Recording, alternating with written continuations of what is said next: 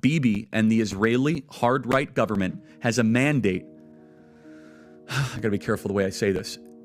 They're gonna try to ethnically cleanse Gaza. Yep. I mean, I don't use that term lightly, okay? They're talking about basically removing 2.5 million people from there, okay? This is the closest thing to the Holocaust that any of us have lived through. There are some serious questions here, Patrick, and let me tell you, my pattern recognition over the last 5 years has become pretty sharp. COVID, Maui fires, Epstein. When I see a story and it doesn't click, our guts are usually right.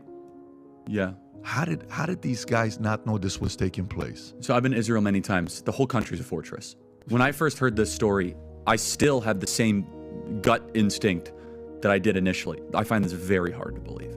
I've been to that Gaza border. You cannot go 10 feet without running into a 19-year-old with an AR-15 or an automatic machine gun that is an IDF soldier, right? The whole country is surveilled.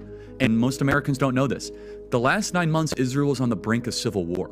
It's not an exaggeration. This judicial stuff, there were hundreds of thousands of Israelis taking to the streets because Bibi Netanyahu was basically redefining the Israeli constitution. That's not an exaggeration, right? He said the judicial branch has too much power. There were protests planned this week against Netanyahu, where they anticipated tens of thousands of people to take to the streets. That's all gone, Patrick. I'm not willing to go so far that saying that Netanyahu knew or there was intelligence here, but I think some questions need to be asked. Was there a stand down order? Was there a stand down order? 6 hours? I don't believe it. When I took a helicopter ride from Jerusalem to the Gaza border, it's 45 minutes. 6 hours. Did somebody in the government say stand down? That is a legitimate, non-conspiracy question. The whole country is the IDF. The whole country is. Yeah.